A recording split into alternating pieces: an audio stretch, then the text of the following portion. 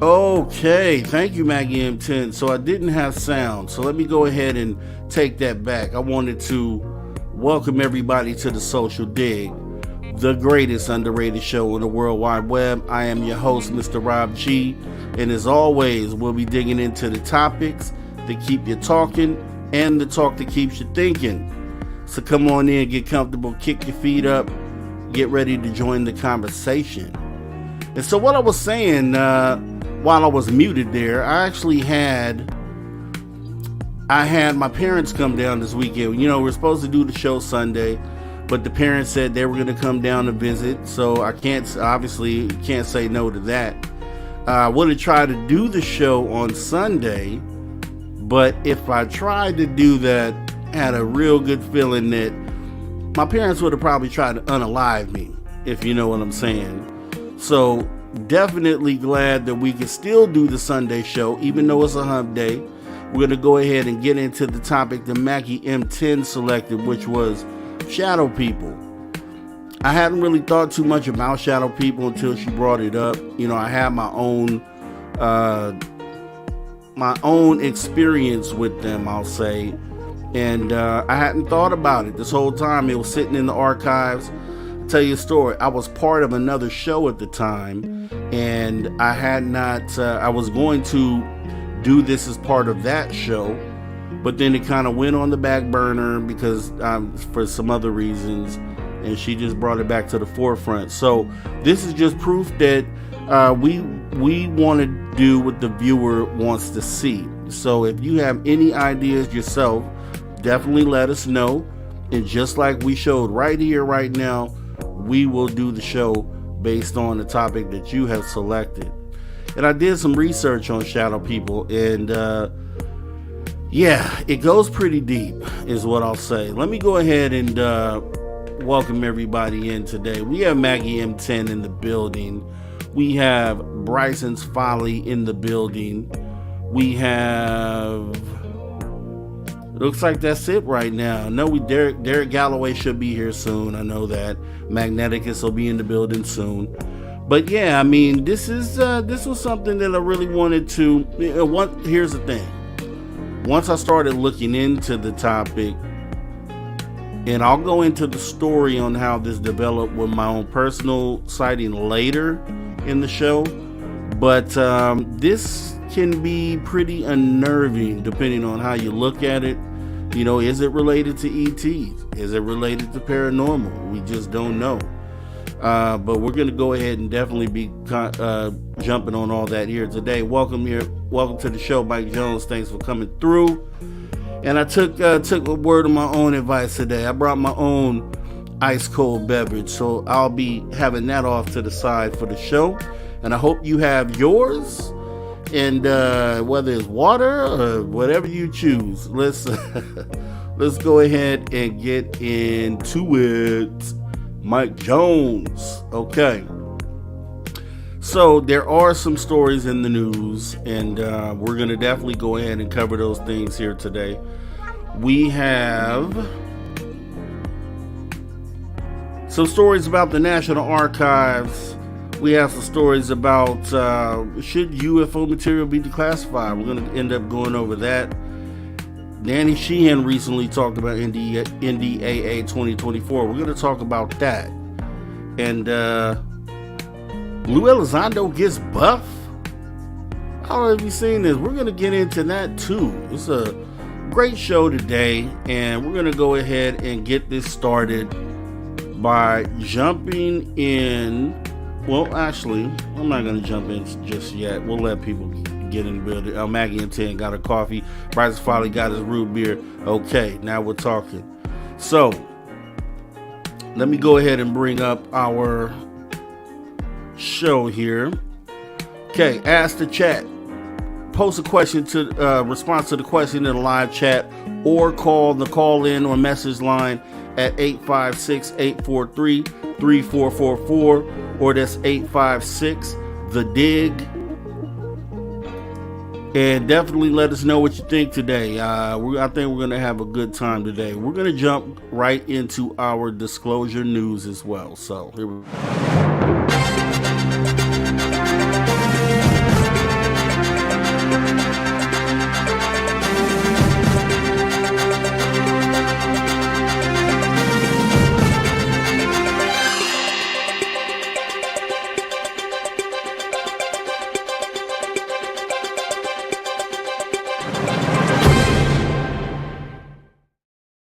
All right, disclosure news. So, like I said, we're going to cover the topics in the news regarding National Archives digitized UFO files.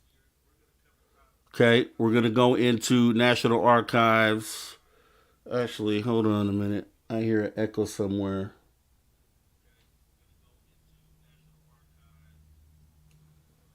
It's going to kill me if I don't find it. Can you guys hear an echo out there?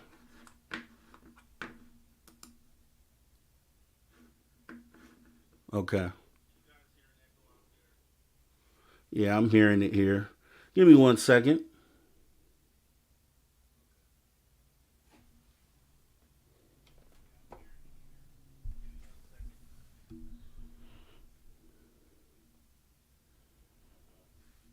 All right, is the echo still there? Echo still there? Check, check.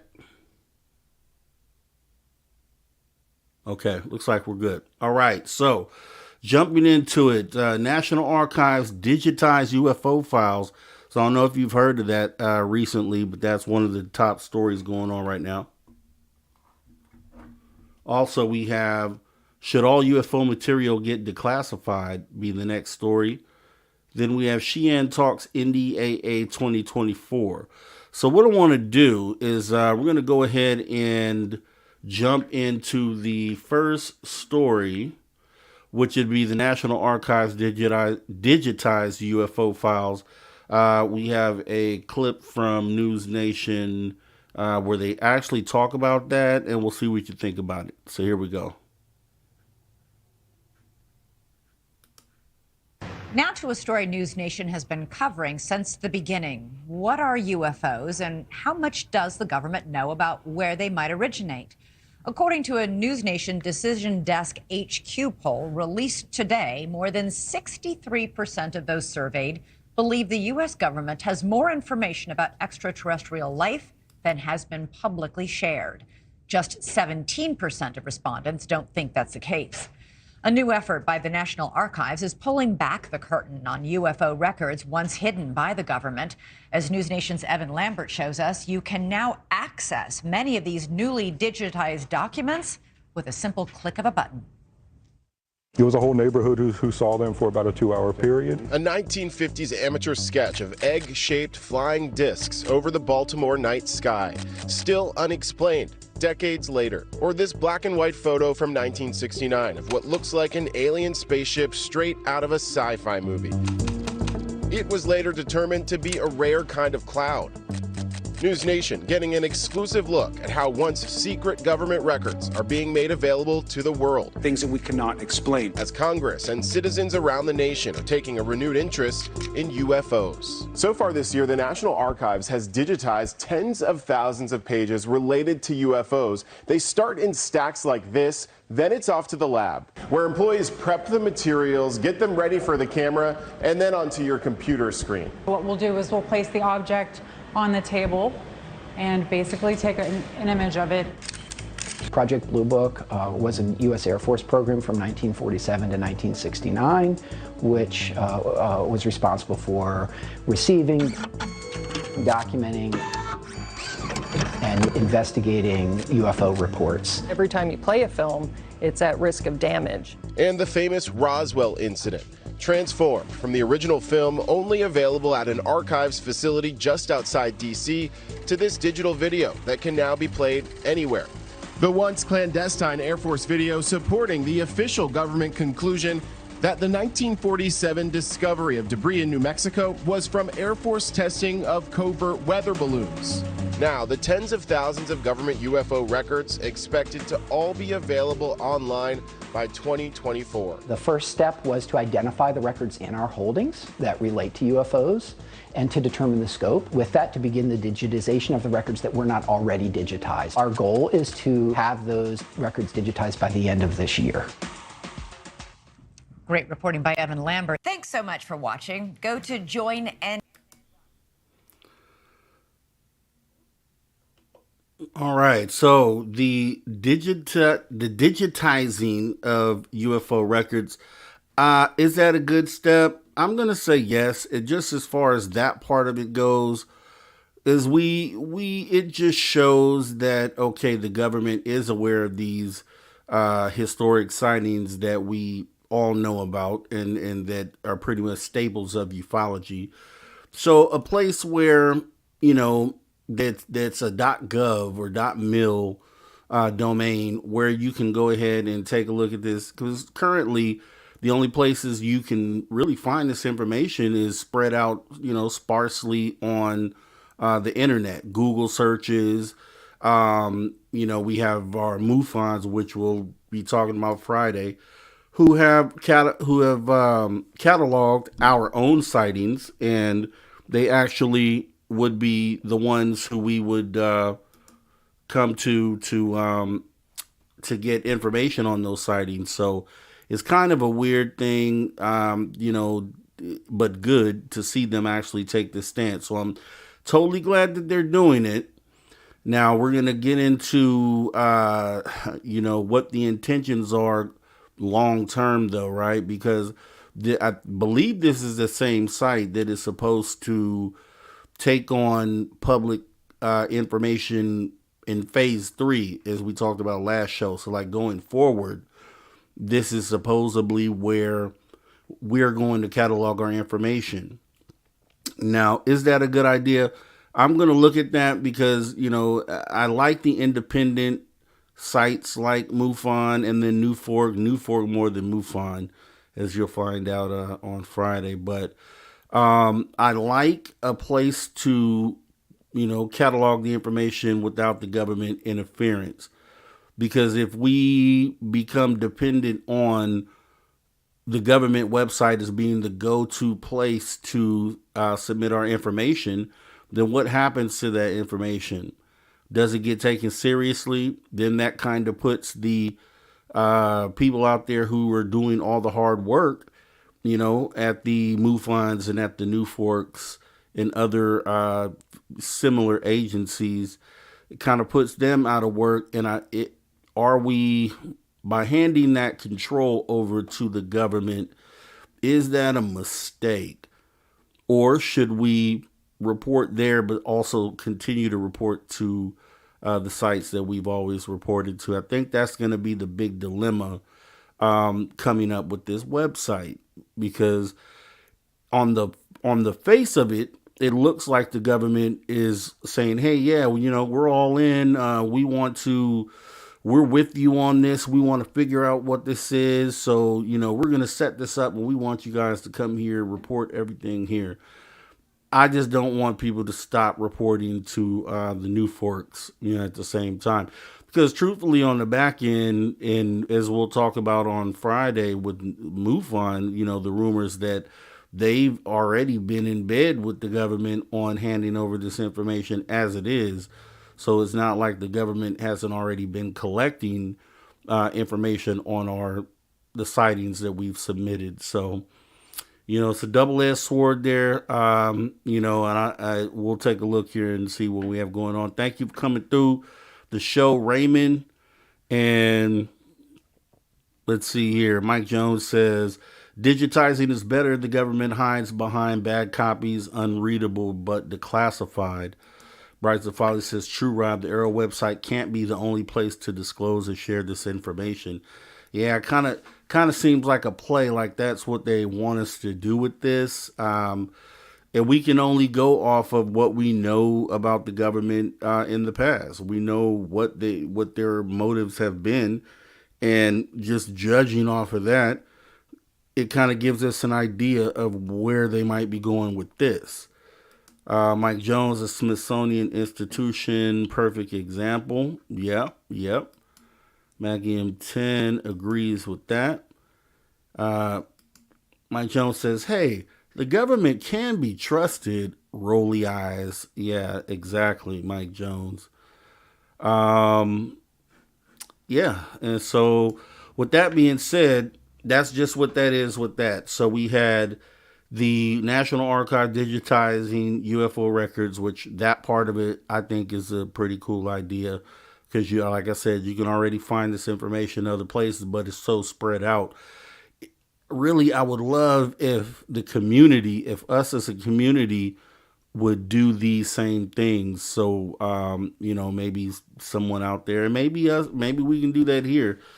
putting together some sort of site where all the same information can be, collected, just like John Greenwald's The Black Vault, right? It's open to everyone, and it's doing a service for transparency when it comes to the government. So I think these are good tools to have, and we should probably adopt some of these. So maybe we just copy all the information and keep it all on the site of our own for our own keeping. So with that being said, we also have, it was actually an add-on to it was part of the same actual broadcast that we just watched here with the previous clip.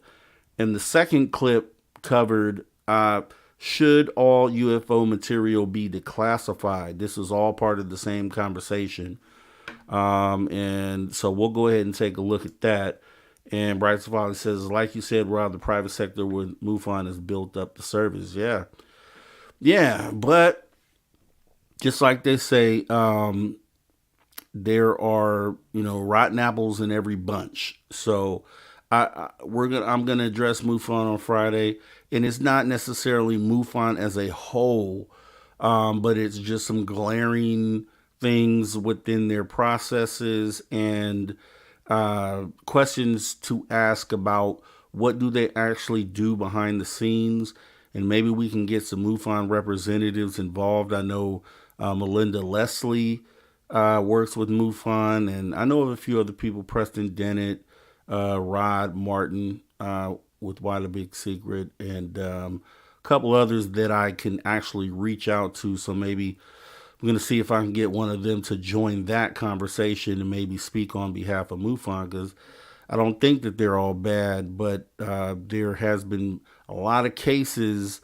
from just various people who have given the same sort of feeling on MUFON dropping the ball at some point, and then the exchange of information when it came to, I guess, Bigelow pretty much purchasing the data, and then Bigelow maybe working closely with the government. So we'll end up talking about that.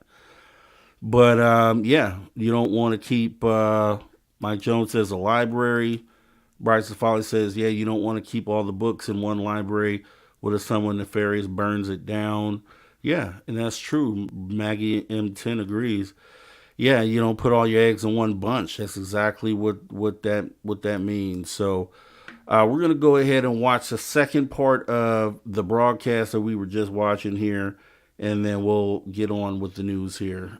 So this is the second piece to this, which is, should all UFO material get declassified? I say yes, period, if it isn't anything that harms national security. And when I say that, you can look at that. Well, they look at that as far as the government goes, and they use anything as something that affects national security. So what do they say? It's overly classified, and we need to work on that, and the stuff that should be released. So let's go ahead and take a look at that one here, and we'll get back to talking about it. More on all of this is Marek von Rennenkampf, defense analyst and contributor to The Hill. He also served as an analyst with the U.S. Department of State and worked at the Department of Defense. Marek, this new government website is up and uploading previously unreleased videos and documents. Is this a good first step when so many Americans believe the government's hiding something? Absolutely. For decades, the government has ridiculed UFO sightings and the topic in general, and has been evasive at best on the topic. So, yes, this is absolutely a step in the right direction. And what I find very interesting when you go through these old documents is the parallels and the connections to what we are hearing and seeing today from the government. And that is something that hopefully through this process, it's going to be easier to review these files. They were kind of a disorganized mess in the past. So they were declassified, but they were really kind of spread out in different corners, and it was very hard to analyze and access these documents. So this is absolutely a significant step in the right direction. What do you mean about those parallels? What were you just referencing there? I'm so glad you asked, Elizabeth. So, well, we heard very recently from the director of the government's UFO office. He's made some really intriguing comments about the most commonly reported UFO, and that is a silver metallic orb. And the director of this office is on record. He says publicly, he says, we have seen these all over the world making very interesting apparent maneuvers.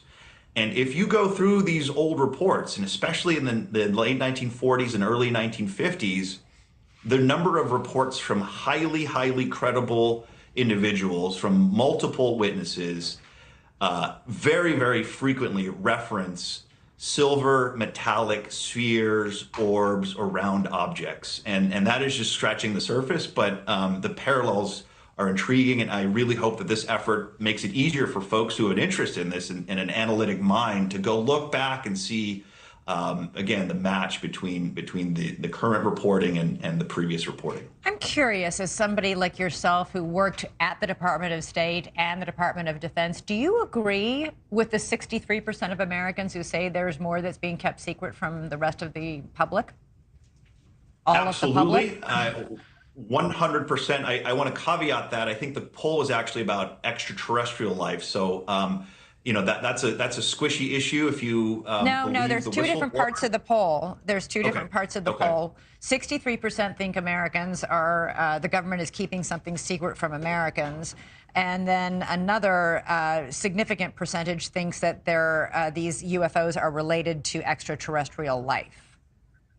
So I'll answer, do I think that the government is hiding or concealing information about UFOs? 110%. Absolutely. We know that because they've only released, I think, 4 or 5 videos, and evidence and data is very hard to come by. And we know they have dozens, if not hundreds, of videos taken with the infrared cameras on fighter jets, satellite imagery. We know they're sitting on that stuff. We know that information is classified. We know exactly how and under what authorities they're classifying it. So absolutely, they're hiding stuff. They're not putting this stuff out. And I want to just quickly make one comment on that.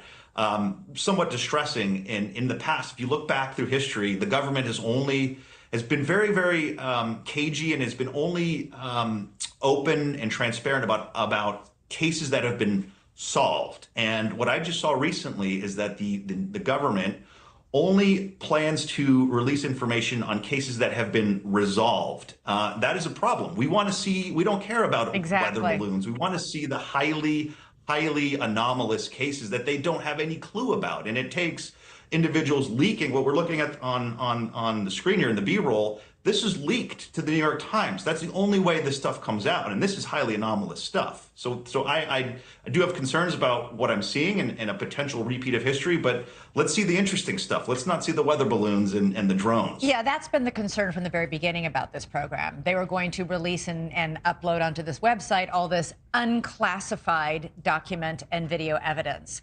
which begs the question, where's the classified stuff? And by the way, how much of this is classified versus declassified? That is $1 million question. What I can say is if you go on YouTube right now, you can find quite literally almost hours of footage from infrared cameras on jets. So when they say that information is classified because sources and methods, it's absolute nonsense. There's so much more that they can release, and their excuse does not hold up in this case. The government's excuse absolutely does not hold up. All right, Merrick von Rennenkampf, to be continued. Thanks so much for coming on the show tonight.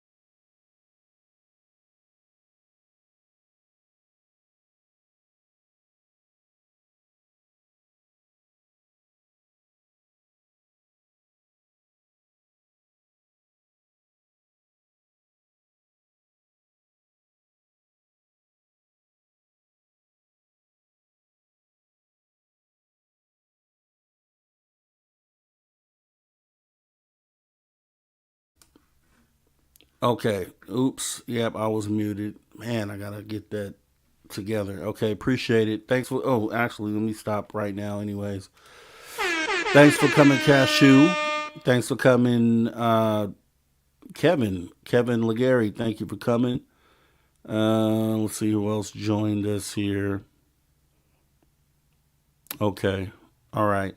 Yeah, I had it muted during the clip there, but okay. So all basically what I was saying is that all UFO information should be declassified. When it comes down to sensors and data and things of that nature, someone who I had recently watched said something to the effect of, if you go on YouTube, there are hours and hours and hours of military FLIR footage, infrared footage, just for various things.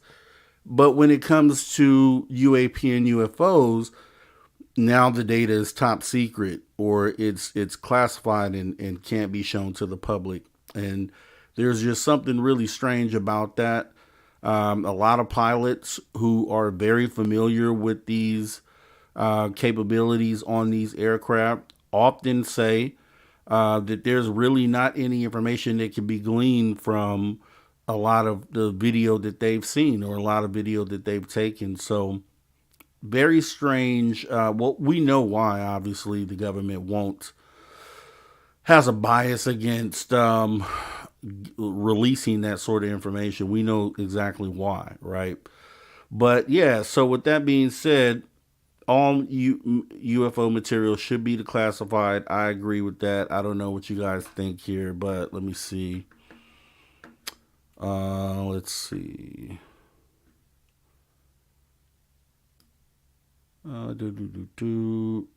Okay. Cashew says it won't let me get close enough to a mic to see whether it's muted. Cashew, I've heard we need to get you on the show. So if that's the case, we're going to have to get you unmuted on your mic and maybe even some video if you are end up being up to that. But definitely something we're going to have to talk about and tackle. So with that being said, yeah, so that those two stories that we just went over, those two cover, so the National Archives being digitizing the UFO records, and then should all UFO material be declassified. I know most of you guys are going to agree with that being declassified. So going on, we're going to get into Danny Sheehan actually made an appearance. I can't remember the guy's podcast here, but there was a clip that I wanted to show you guys where he talks about the NDAA, and he has a company or an organization that he is putting together that he wants to kind of help or referee with the selection process of this committee that the president is supposed to appoint once the NDAA 2024 goes through.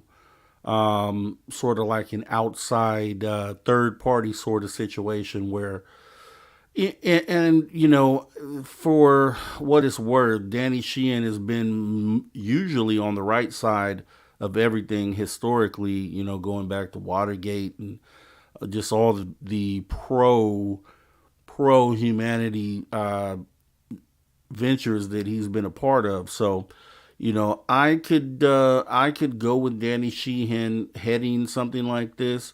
He can't really say anything bad about the guy, but he did speak on it, and I wanted to go ahead and take a look at it and see what you guys think about that. So this is what he said here. In addition to that, they would want to not only make an opening for whistleblowers and to protect them against any retaliation, which the first act did back in December of 2022, they were going to pass a new piece of legislation that is going to be passed now on or about December 22nd of 2023. That's going to be coming up now at the end of this session, which is starting right this week, right? And that is this bill. That has my own markings on it, but This is a bill that has been drafted by the Senate Intelligence Committee, and it is amendment number 797 of Senate Bill 2226. Now that's just the technical term for it. But what this is the new statute that's getting ready to be passed. So all of our listeners are kind of brought into kind of this little known world of what's going on in Washington, D.C. This has not been passed yet, but it's getting ready to be passed. And what this does is it sets up a board, a panel, basically, that's going to be appointed by President Biden. There are 9 people on the panel. And this panel is now, the statute is ordering all of the 6 military services, all 18 of the national intelligence agencies, all of the myriad Defense Department agencies, and all of the corporate military contractors, ordering them to turn over every piece of information they've got about the UFO phenomenon and about the non-human intelligence that is behind the UFOs. They're ordered to turn it over to this committee within 180 days of the creation of the committee, right? And then the committee is ordered by this statute to publicly release all of the information that has been held by our United States government from 25 years ago or earlier. So that gets you all the way from as of January 1st of 1945, from January 1st of 1945 all the way up until 25 years ago. Any information that any of those groups have ever acquired about UFOs or the intelligence, non-human intelligence behind them, has to be publicly revealed by the committee within 180 additional days.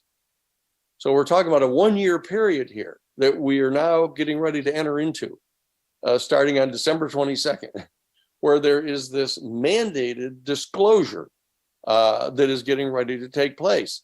Now, there is a provision in the act that says if the proffering agency believes that something is so potentially undermining of the national security of the United States for some reason, that they need to have that piece of information postponed, not kept secret, but at least postponed, the public revelation of it. They have to file a special application, and they put it into this postponed category of information. And this law sets up an unidentified anomalous phenomenon records review board. And this board is then ordered to design and to present to the president a plan for controlled disclosure, a controlled disclosure campaign plan that has to be provided to the president. And the rest of the information that is even postponed beyond the 180-day period of release has to be released pursuant to a concrete plan. And the period for the duration of this entire activity is 7 years. It says on the face of the statute, there's a 7-year period during which this postponed information has to be released to the public. And very importantly, this statute actually exercises the power of the government of eminent domain to seize control over any materials that have ever been recovered, because there's now testimony has come down on July 12th, I think it was, or July 26th, that there was public testimony before the House Oversight Committee, their subcommittee on national security, that David Grush, who was one of the directors of the secret program on UFOs after Lou Elizondo resigned back in 2017, one of the new people that came on to run the secret program inside the Office of Naval Intelligence, David Grush, came forward and testified under oath to Congress that based on the information that he acquired in that extreme top secret post that he held, he is convinced that we are in possession, our United States government is in possession of a fully intact, non-human spacecraft, and that we have recovered the bodies of occupants of such a vehicle. All right, so Danny Sheehan talks about the 2024 NDAA, where after, if you look at it, there's 180 days for this to happen. And then once that happens, there's another 180 days. And then this goes back and forth for a while. I think it ends up being like 752 days, I think is what he showed on his, on the article that I read, where we would be at a point where this should be fully going and we should be at a point of disclosure. But then obviously that could be delayed. Okay, great. So, I'm all for this happening. I mean, because either it happens or it doesn't. Either they do nothing at all or they do what it is here that they're saying that they're going to do. Doesn't really affect our mission on bringing disclosure ourselves, right? So we still do that. But then on the side, they go ahead and they put these laws through, these new amendments, and then hopefully that helps the overall goal here. But it would be nice if it did work out, and what I was going to say earlier, because the government has, even though they've obfuscated for 75, 80 years on the UFO topic, they've obfuscated and not told the truth about so many other things as well. We saw on the previous clip here that the approval rating, or the people polled out in the public who believe that the government is hiding UFO information, crash retrievals, and bodies. Just it was maybe a month ago we did the show and showed the graphic where it showed it was at 57% saying yes. And now that is up to 63% at this point. So we are definitely, everything that's been going on lately has definitely been directly affecting how the public looks at this UFO issue. A lot more people, according to the poll, 63% is pretty high. I mean, once it starts getting higher than that, we pretty much have everyone, or mostly everyone, out there agreeing that, for one, UFOs are real and that the government is hiding some sort of information and potentially biological bodies, as David Grush has said.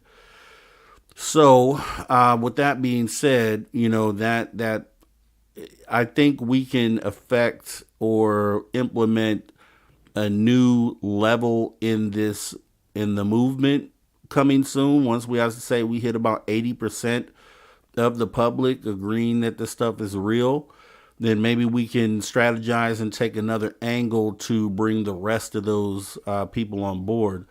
But it also shows the disparity between those who believe that it's real, that the government is holding this information, versus the same 20, I believe it was 23% last time we looked, on skeptics, on people who basically said, no, this isn't happening. And we know the people who say, no, this isn't happening are the skeptics. And they're becoming more and more the minority, which is a beautiful thing, if you ask me. So, when we ask in the news, is disclosure heating up? It may not be boiling at this point, but it's definitely progressing. And it is a beautiful thing to see. And even though it seems like there hasn't been much news, there's actually been a lot of movement behind the scenes. Especially, I think what really kind of lit the fire was Burchett getting the Congress going on that. So now we can let the government work without pressing them as much, and because I feel like it's a waste of time, really, because even with this amendment, it's hopeful that these things happen. It's hopeful that we get to this point that Sheehan talks about within 700 some odd days. We hope that that's the case. But guess what? If you put all your eggs in that basket, based on historical happenings, you can pretty much you be gambling with wasted time, essentially, right? So potentially a 7-year period, 7 year period, where you were like, oh, okay, they're definitely doing it this time, just to find out at the end of that time frame that they delayed something, or some new world event has come up that caused this to be put on the back burner. And then there you are, 10 years older, 10 to 15 years older, and then pretty much at the same place we are now. So I always applaud, them for making movement and making progression, because they still have a chance to get that trust back. They still have a chance, even though they've worn it out to the last strings of trust between them and the people. They still have a chance to, do it right, and then come, regain that, the trust factor on the back end of disclosure. So post disclosure, if we're in this new world, and they want to still be looked at as the authority to be trusted, then they have the opportunity now to right that wrong that they've done for all this time. It is going to hurt them. I mean, it's going to be some things that they are not going to want to admit, or that will be painful to admit that things that they had done behind the scenes. But if anyone out there from the government is listening, this is we're getting in the last chances.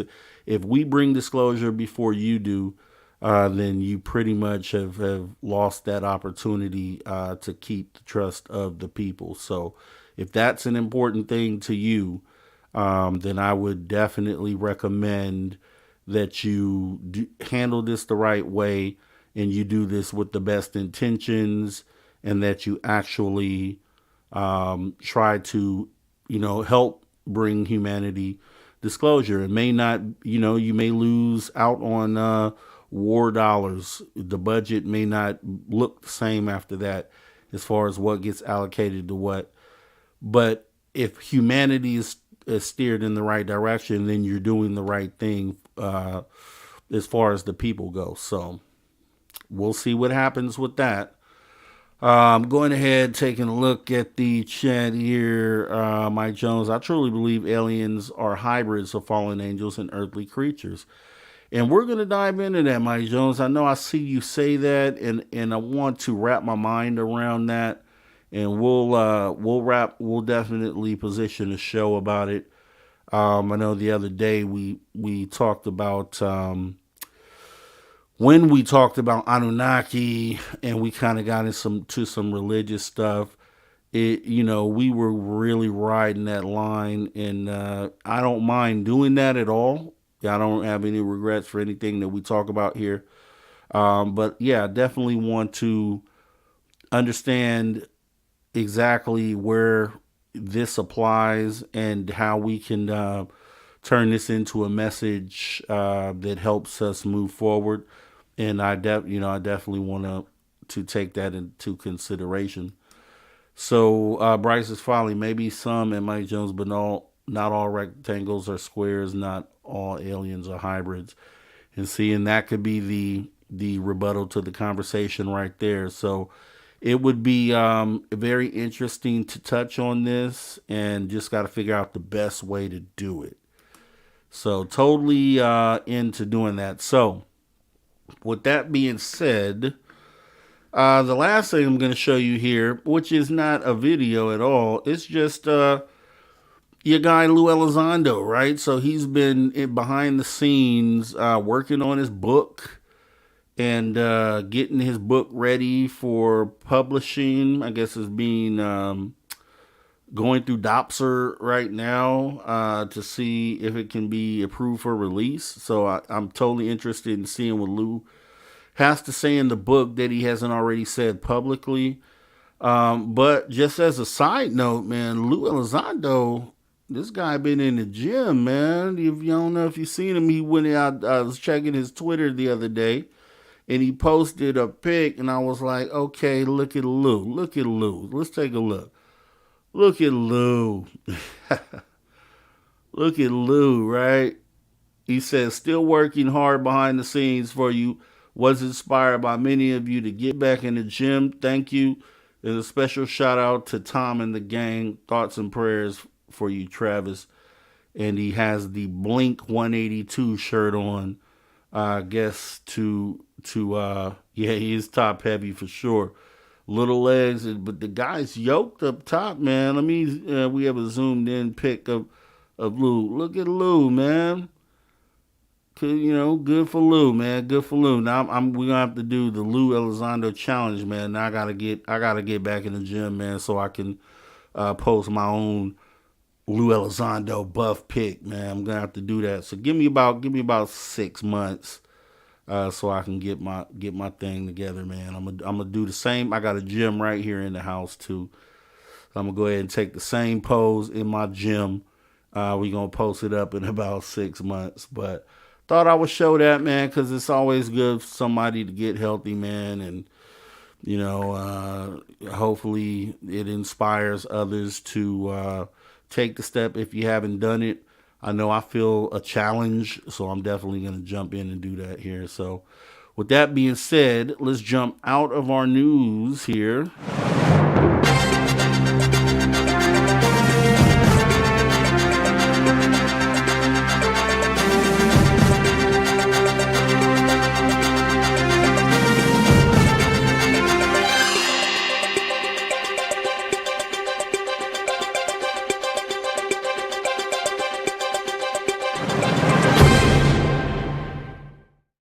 All right, so obviously it's time to ask the chat. Ask the chat. Would you submit data to the New Era website? I guess we already talked about that. I had this question written before, and I think I already asked it, but pretty much we definitely determined that the information should be spread out amongst multiple sites. So we'll go ahead and skip that question for now. And then we'll get into the main topic here. So, shadow people. Maggie M10, we talked about this the other day. Let's see.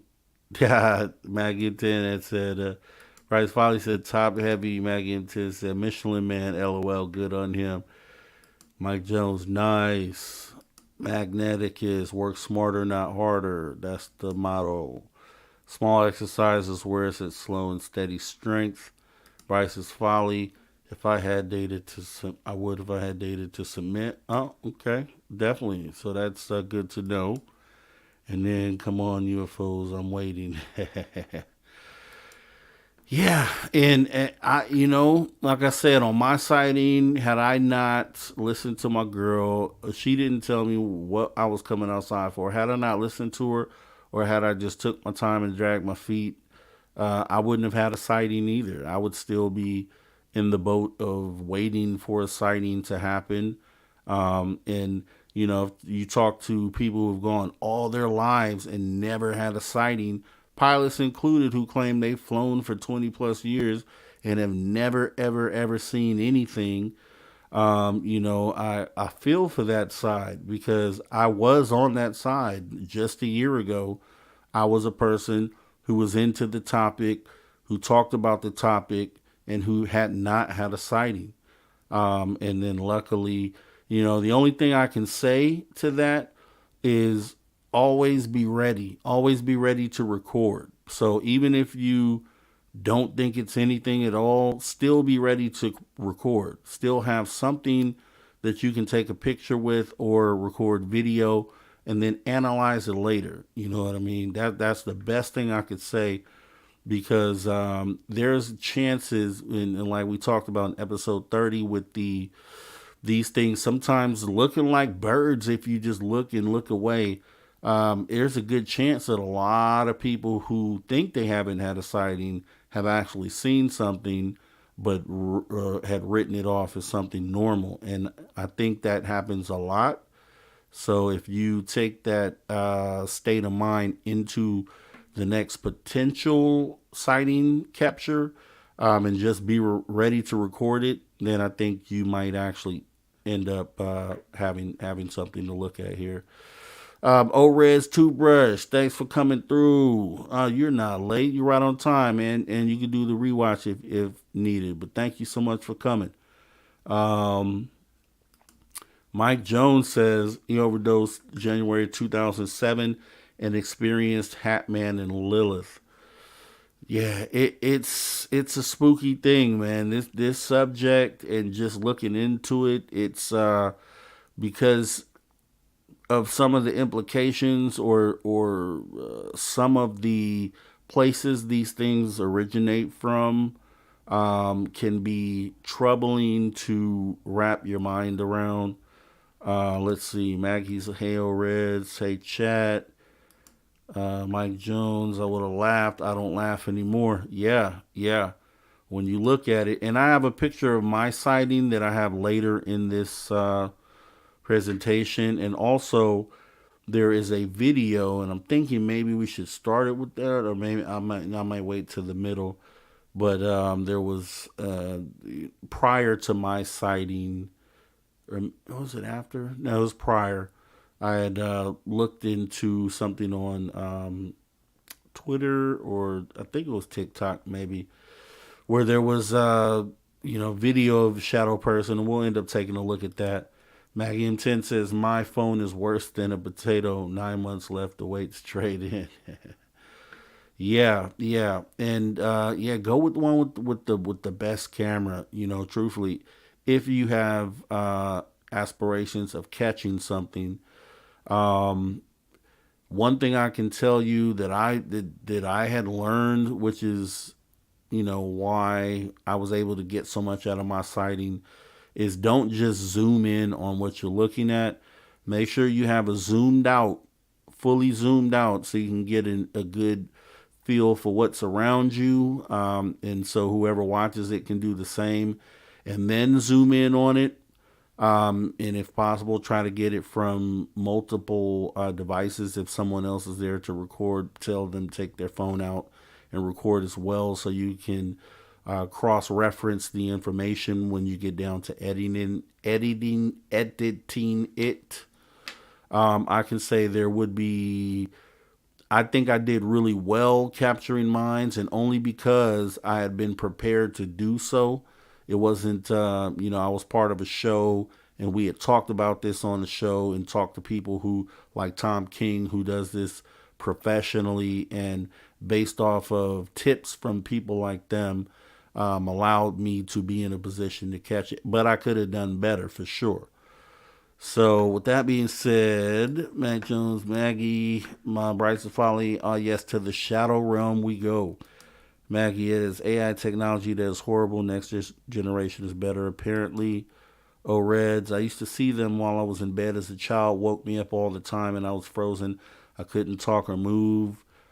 Mike Jones, thanks. Great advice, Rob. No problem, Maggie. And zoom out to get context. Exactly. Very important to do. Okay, so let's start it out here.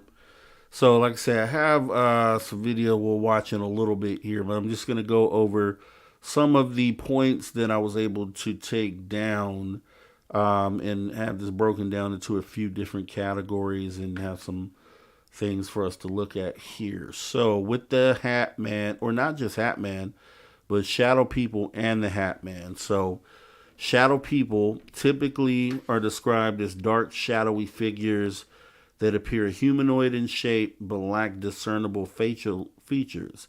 They are often reported to move swiftly and silently, sometimes darting from one part of a room to another. Witnesses often describe a feeling of dread or intense fear when encountering them. Now, the Hat Man, as the name suggests, is a shadowy figure often seen wearing a wide brim hat and sometimes a long coat. This entity is frequently associated with feelings of malevolence and terror. Witnesses report that the Hat Man often appears in dreams or sleep paralysis episodes, further adding to the eerie nature of these encounters.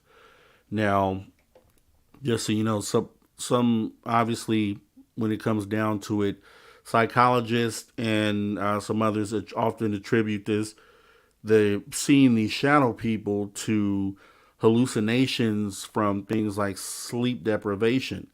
So, a lot of people who stay up for days and days at a time. So, some people who are maybe methamphetamine, or just any other drug or situation. Really, it doesn't even have to be a drug, just a situation that would keep you up from days and days on end. I'm a person that doesn't sleep all that much. For whatever reason, I'm a late person. I stay up late, especially doing the show. I'm working on researching this, researching that. By the time I leave the studio, it's probably 2, 3 in the morning. And sometimes I'll work clear through until the next sun up. Then maybe I'll get a few hours of sleep, or maybe depending on what I have to do in the day, I may drive right into that day and go for like a day and a half without sleep, which isn't good at all to do. Don't recommend it for anyone. But those are situations where, if you've done that enough, or, if you have a couple of those sort of situations back to back, you could potentially be affected by sleep deprivation. So with that being said, Maggie M10 says she was told about Hatman in the paranormal community. I thought I'd seen some kind of ghost. And that's kind of what I wanted to say, because what I was saying earlier is that these shadow people are usually more related to the paranormal community. And there's some points that we're going to go across that kind of solidify that fact, that these things are considered more paranormal. They are. Well, there's one instance that I saw where they may have been related to extraterrestrial, and they made a good point. You know what I mean? But for the most part, if you talk to a lot of people, they will tell you that these shadow people are usually related to paranormal, disembodied spirits, jinn, things of that nature. Mike Jones, ISA 34 mentions them, Book of Jude and Enoch. Okay. Reds, I was always terrified, probably why I couldn't move, speak. Mike Jones, Jude says they come and sit on people, laughing, eat through people. Right. Maggie M10, I was awake but semi-conscious as I was having reduced blood flow to my brain stem. It was 8 feet tall, side profile. I saw it and watched it stand there. Then it walked through the breakfast bar. One of the characteristics of the shadow people is that they can literally walk right through walls and pretty much anything. Most of the time with these shadow people, you will see them in your peripheral. So you usually won't see them head on. You'll see something kind of move in your peripheral, and then you'll turn, and then you'll see it, and it'll immediately jump out of the way pretty much. Red says they were always very tall and slender, so black they look like nothingness. Yeah, some say that the shadows, when you see them, they are darker than even the darkness. So they're even a shade darker than the actual darkness that you're looking into, which makes them stand out. But in most cases, they don't. There's only some. So there's some that just watch and observe. And those ones are the ones you see in your peripheral to kind of just dash out the way. Then there are others that, like the Hat Man, who supposedly will stand right in your field of view and will continue to stay there. So you'll just continue seeing Shadow of a Hat Man, and those ones are more on the malevolent side and have more intention behind their presence. So let me see. Mike Jones, Sleep Trace is used by many tribes to Vision Quest. Hello, Freckles. Thanks for coming through. And Mike Jones, I've sat with people dying and had to run the shadows out. I've seen them smile at me before passing on. Wow, that's pretty deep. Maggie M10, yep, really dark. Mike Jones, Freckles. And Bryson's Folly, I have not had the Hat Man yet, only the Old Hag. Okay, and we'll talk about the Old Hag, because the Old Hag apparently is the hooded, or the wears a robe as far as the shadow people go, and the Old Hag is known for being really nasty and sitting on your chest and stopping you from breathing, things along those natures. So the Old Hag is one that definitely has malevolent characteristics. Now, there's always a skeptical side, people who haven't experienced it, and they're going to say things like psychologists will say that these are just hallucinations due to sleep deprivation. They will also say that some people are seeing shadow people because of an overactive imagination. Now, I can sit here and talk about it because I have a picture of one that for sure could not have come from anyone that lives in this house, and I'll tell you the story about it. So an overactive imagination doesn't result in a picture. So that's what I will say. Or a hallucination from sleep deprivation does not result in a picture.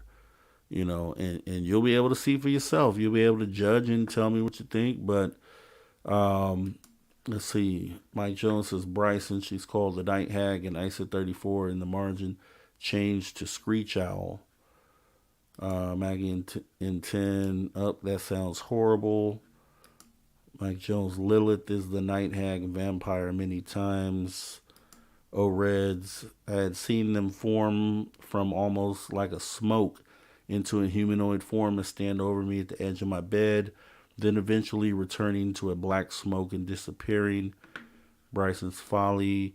I've also one time had two native people with red eyes in my hypnagogic state between awake and sleep. Mike Jones, I have an answer to the hallucinogens. And he says there's a hallucinogenic that allegedly allows one to see them, except people report seeing the same thing. So who's hallucinating? Are several people seeing? Yeah. No, it's definitely more than, be right back, gotta check my Bible. Okay, for sure.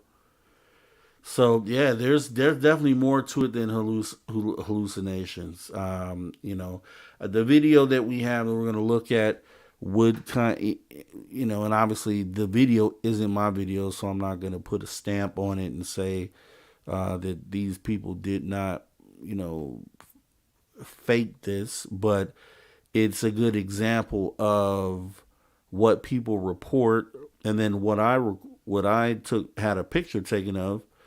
And, if those things can be done, then you can pretty much wipe hallucinations and those explanations off the table.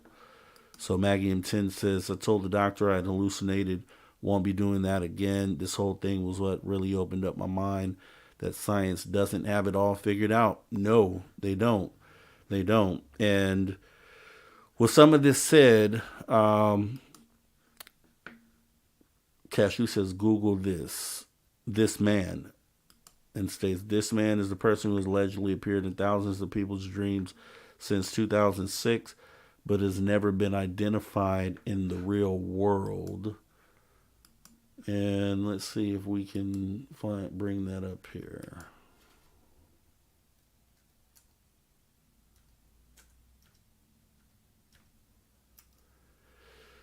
something we can share. Wow, that's pretty freaky. Let me see.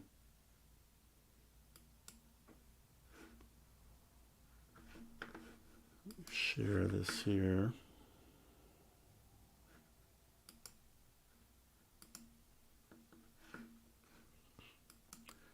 All right, so this is what Cashew has showed us here. So we got this man, and let me see.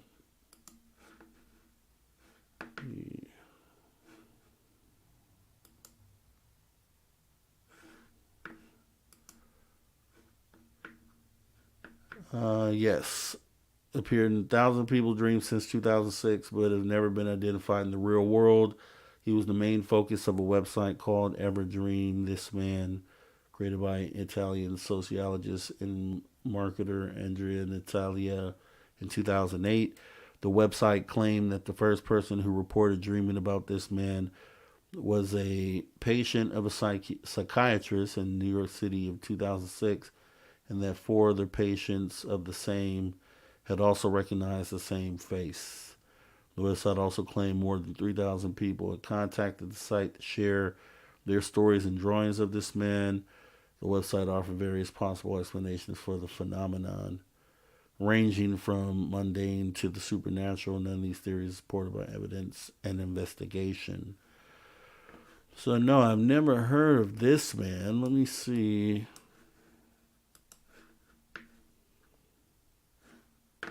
Let me look down on here.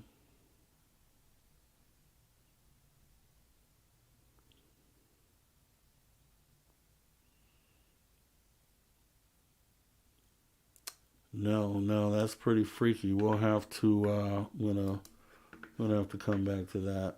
I'll bring that back up here. I'm gonna leave it up here on my screen. I'll bring it back up. Okay. So several people report seeing a shadow sitting in a chair. Then it got up, tried to shake hands. Bad idea. Bryce Foley says this. Isaiah. The old Bibles use the term vampire. Okay, Orthodox Bible, even with updated terminology, that chapter is crazy. Yeah, the Google term is this man. Yeah, it's pretty freaky from what I see. Derek Galloway, welcome to the show. Going around telling everyone, please say prayers for my wife. Her health hasn't improved. Prayers for Desiree White. Thank you. Yeah, definitely prayers for Desiree. For sure. Derek, hope she gets better very soon. She is in my prayers for sure. Mike Jones, Solomon, and K Shadows in the clay pots, and Nebu's son had them open to drink wine, saw the writing on the wall. At that website, you can report your experience with this man. So I'll do that. Let me see. Derek, hope everyone's doing great. Yep, so far so good, Derek. The Arabs, like you said, call them gin. Yeah, in the bottles. Sounds familiar, right? Mike Jones, Derek, prayers up. Bryson Foley, we are great. Wish Desiree gets better. Cashew. Bryson Foley, sorry to hear that, friend, for sure. For sure, Derek Galloway. Let me see here. Now, this is some of the common, encounters with the shadow person. I guess this one's depicted as Hat Man, but could be really any shadow person that you end up encountering. So, some of the beliefs here. Now, some consider that these beings are parallel dimensional beings, believed to feed off our emotions and referred to as energy vampires, so that they feed off of our fear and our anguish. Islam refers to them as jinn, as residing in a parallel world. Some religions view them as just demons or evil entities. Now, some of the nature and appearance of these shadow people. So Some are often described as sitting on chest or choking subjects. Sometimes they're seen, which we talked about, out of the peripheral. Some wear cloaks and robes, while others have red eyes, and I know we have some examples of that here. They're usually completely black with no features, but sometimes have facial features, as I know one of you mentioned earlier. They're typically darker than the surrounding darkness. Then we have some of the emotional and behavioral aspects. So most people experience fear when they encounter shadow people. They're known to fear off of negative emotions. They often stand in doorways or corners, disappearing when noticed. Now, some report being attacked by a hooded figure called the Old Hag, which we spoke about. Shadow people may induce fear and negative emotions. Some seem indifferent to humans, which is what they say. Some would seem indifferent, like they have no interest in what you're doing. But then some seem overly observant of what it is that you're doing, and kind of those are the ones that stay in your vision and don't run away and run off. They can exhibit varying personalities. Some speculate that they are related to cloaking technology. Now, this was pretty interesting. When it says cloaking technology, it gave an example of potentially the shadow people, just in one explanation for what they might be, is extraterrestrial beings that are exhibiting a cloaking technology at that time or at that moment in order for them to observe more closely without, in most cases, being detected on what it is that you're doing. I thought that was interesting, right? Because we always hear that shadow people are based off of the paranormal, not necessarily ghosts, but spirits, evil spirits. They says, there are beliefs that they may be spies on behalf of aliens. And the best way for it to combat is to just overcome your fear. To overcome the fear in the moment. Apparently they disappear if you do so. Another thing that I thought was pretty interesting about these shadow people, right? So some are saying that the Mandela effect actually may be linked to shadow people, in a way that the Mandela effect, as we know, is something where potentially a previous timeline has been altered, and we are, in a different dimension linear to that timeline, and that these shadow people may be like residuals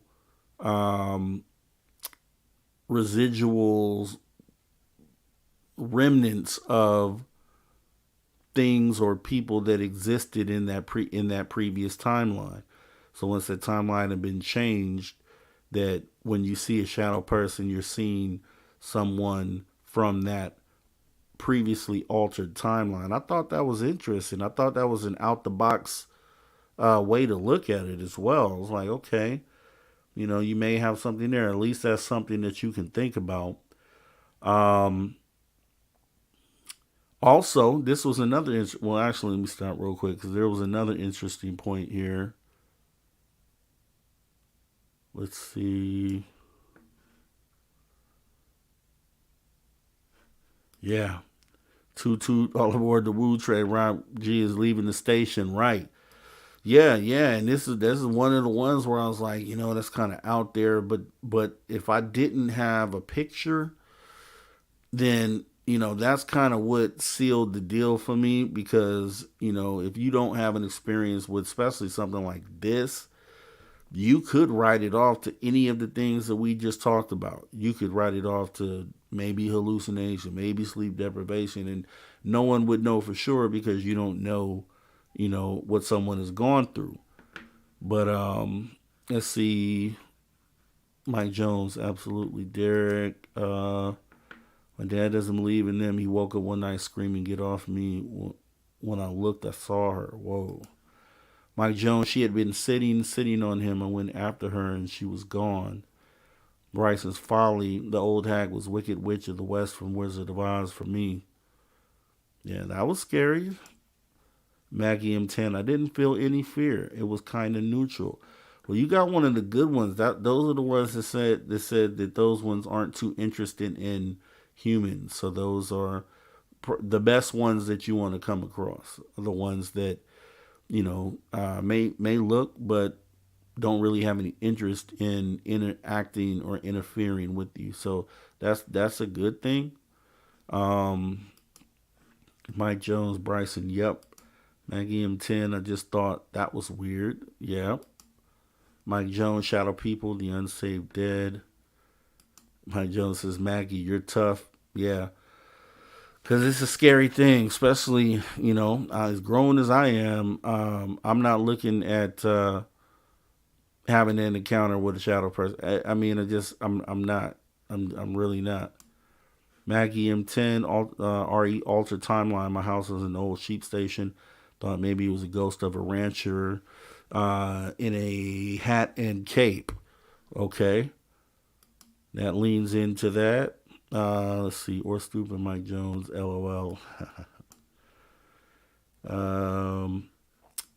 Mike Jones' sad thing is how many kids get tormented with the monster in their room for real. Yeah. Now, when you put it like that, especially, they're seeing shadow people.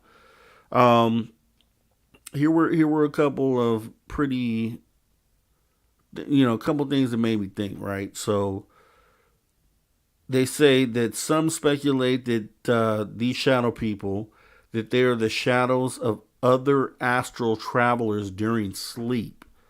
So, when your energy leaves your body as you astral travel, that you may appear as a shadow person to someone else as you travel. And I thought, whoa, okay, that makes a lot of sense. And then, when you're in just normal waking life, if you see a shadow person, you're potentially seeing someone else who is astral traveling. I thought that was a great way to look at it, and just another thing that could open your eyes to what these things actually are. Because obviously, we don't know what they are, but we know based off of images and then in some cases video, like we'll look at in a minute, that there is something to whatever these things are. So let's see. Mike Jones says, go to a rest home and speak of shadow people, look at their faces. That's creepy, Mike Jones. That's pretty creepy right there. I could just imagine, and I would be shook to the core. Mike Jones, there's a rest home worker who told me they have a person come in and clean the place spiritually. Yeah. Maggie M10, I think it has something to do with the brainstem. Not sure what yet. During dreams, the brainstem is active. I had a minor brainstem stroke a few hours after seeing it. I was locked in and stopped. Yikes. Mike Jones, she said, there's a room rest H keeps locked. If you go in, some get scratched. Maggie M10 says, okay. She says, let me go back. I think it has something to do with the brainstem. Not sure what yet. During dreams, the brainstem is active. I had a major brainstem stroke a few hours after seeing it. I was locked in and stopped breathing with residual neurological effects that lasted years. Yeah. I mean, it is definitely going to be a hard thing to figure out, Maggie. I'm glad you're okay now. We definitely all are. Because they tell you, that at the very least, these things can leave you with mental complications or mental issues. And then if you already potentially have a mental issue going into it, that it could further complicate it as well. So that's what the scary part of this was to me, is that the more I researched this, it just took me into a place of if this is like paranormal or spiritual, that this is something that we can't control, period. Like, there isn't anything that you could do except for the example that was given, which said to just essentially to show that you're not afraid, to see if that deals with it, because other than that, there is no other way to combat it. Some say that you can use the name of your Lord and Savior from whatever religion that you may be based in, and then that should also do the job. But yeah, I'm not sure. I haven't had to do it. So Mike Jones says unsaved death is like that. One's outside body dies, leaving them trapped and awake. The Bible calls the grave hell. Well, I can tell you this. What they did say is that back, if you remember Project Stargate, the whole remote viewing thing, that apparently, supposedly, this isn't firsthand knowledge, but this is what was said. So they said during the Project Stargate that they had a psychic, and they definitely had these psychics. We know that for a fact during this program, and these people who they tried to get to remote view different places. So they stated that they put on an envelope, a sealed envelope. The CIA did this. They wrote down the phrase Mars 1 million BC. And then they had the psychic try to remote view, and the psychic had brought up things about seeing pyramids on Mars and roads and things of that nature on Mars, and then also seeing these beings that were nothing but shadows. So, you could take that as far as you want to go, but this is, a lot of people that, go into the remote viewing as saying is, yeah, this is a thing that does work. People do this all the time. This is something that they said was done during that Project Stargate, and that one of the psychics who were involved with it remote viewed, based on what was written in the envelope, Mars at 1 million BC, and then did see shadow beings. So take that for what you may. Okay, and then let's see. Yeah, so other theories have been that they connected these to either being time travelers, or, like I stated earlier, the aliens potentially cloaking themselves. Some theories suggest that they are actually deceased people, but not ghosts. And then they get into another part that I want to actually play this video first, because it actually crosses into another subject after this, which would end up being the black-eyed children phenomenon that may be related to shadow people. So first, let's take a look at this video that I found that supposedly depicts, this was pretty viral at one point, so you may have already seen it, but it supposedly depicts a shadow-type person that this person caught on film, that was a recurring situation. This entity would continuously show up in the same place. So yeah, black-eyed children are very scary, Bryce. So we're gonna kind of talk about that briefly, only because they at some point tie into shadow people or some of the explanations that were given, and then we'll end up wrapping it up here in a moment. So let's watch this video real quick here.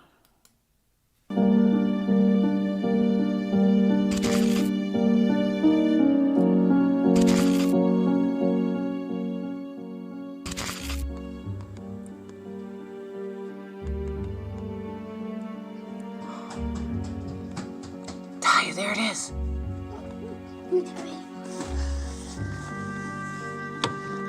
Look, there it is.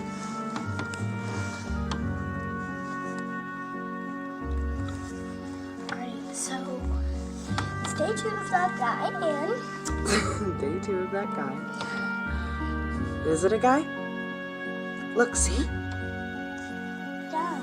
Whoa, that's so creepy. It just paces back and forth, back and forth. Look at that.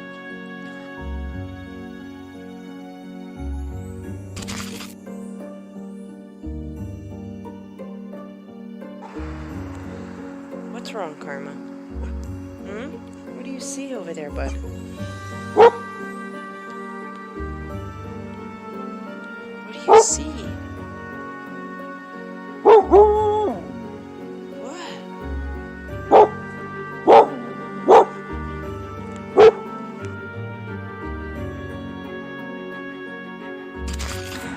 This is the area where we see that figure.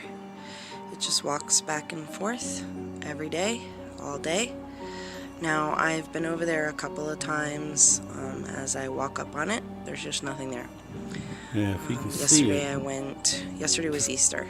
Pacing back and I went over forth, there, but right? 2 big dogs that were off leash came out, and it was time to go. Then we had the From storm. here, it just looks like a person. As soon as we're done with our schoolwork, I will record myself going across the street and show you that as you walk over, you no longer see what appears to be a person pacing back and forth for just hours and hours and days. I think today's like day 5. So, okay.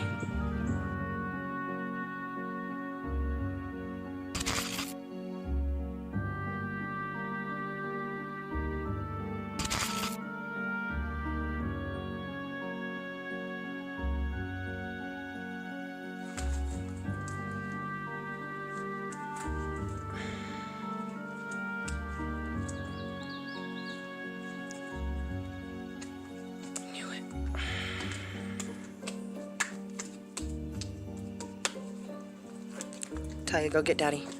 Go get Daddy.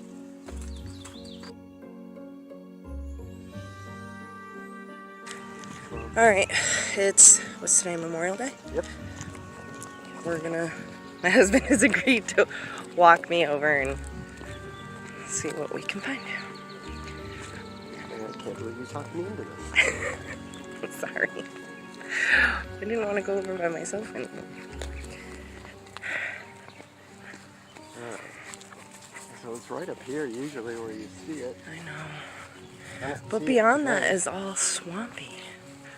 Is it going to be... And it's the power lines too. So. Okay. Be careful. Alright, well, here's the spot. I don't see anything. No, I don't either. I mean, it's pretty full. Hello? Is anybody there? I'm so nervous. What was that? I don't know. Do you need help?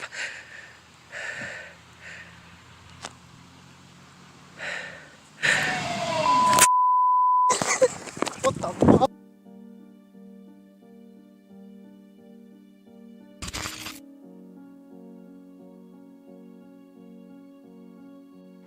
Okay guys, this is how I kind of had to set this up.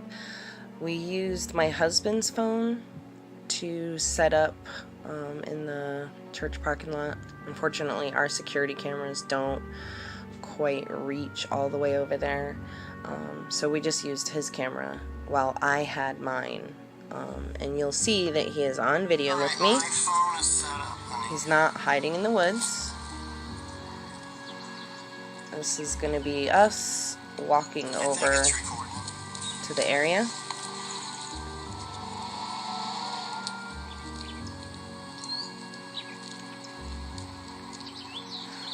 And you'll see that we pretty much get all the way over there. And right about here, sound that whatever it made did not sound human. I know you can't hear it real well on the phone, but trust me when I tell you we were there in person and it was crazy. I just want to show you the moment we ran. You can kind of see us back there, right there. And we take off. We're out.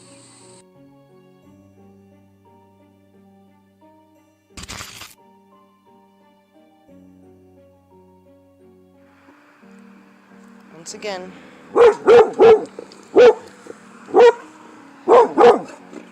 Alright, buddy. Okay. He's growling at something. His hair's standing up. And you can see there's nobody over there. There's nobody outside. Okay, buddy. Go boy. Go boy.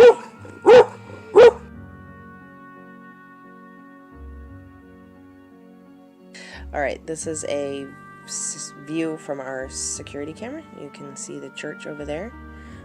There's nobody there. Nobody has gone in or out. There's not even a car driving by. There's nobody in our yard. Nobody in our driveway.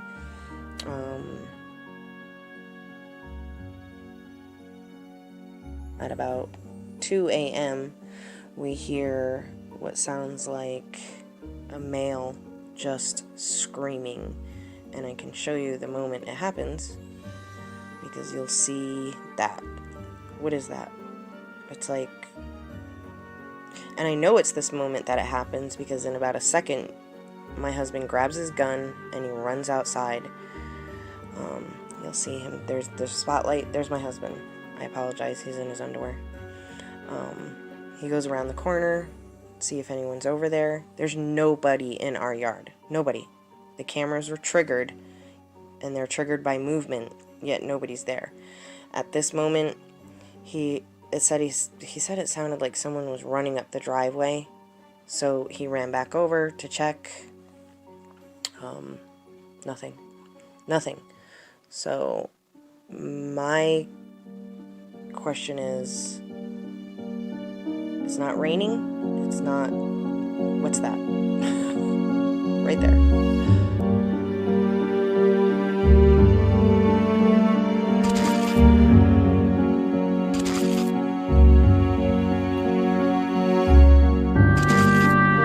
Pretty creepy if this video is true.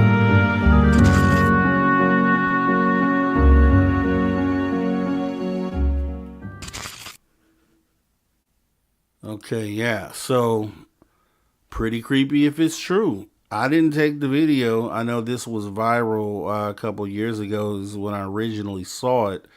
And I was like, okay, yeah, we should show it tonight, see what you guys think about it. You know, you can take it with a grain of salt. Maybe what I will say is that what we saw here was everything put together. This was actually like 7 or 8 separate videos that this person had released one by one over a period of like a month or 2 months. So, you know, every few days or every couple of days, this person would have dropped a new video showing more footage of whatever this thing is in the bushes doing the same thing as before. And so what we got here was, after all that had transpired, the person has put this all together in one full video, which is what we just watched. So it isn't, they didn't release it this way. It was released in just normal, individual, I believe, TikToks. Went viral, each video, and then they pretty much put them all together at the end. So pretty crazy. You know, you think whatever you think about it. I'm not going to vouch for it and say that it was a real thing, but if it was real, then it would be an example of potentially what some people are stating that they see when it comes to these shadow people. And I know there's other videos out there that I've seen that I just didn't even want to bother looking at because they were obvious, fakes or obvious hoaxes. So with that being said, I'm not really into showing hoax videos, but this one stuck with me. It was kind of compelling because I was watching it as it actually did play out. and it kind of resonated with me. Although this could be something that someone could orchestrate. Why would they want to do it? Yeah, I don't know. Maybe to make their TikTok go viral. I don't know. But I'm sure you can do some research into this to see if anyone was able to debunk it. But pretty compelling at the least.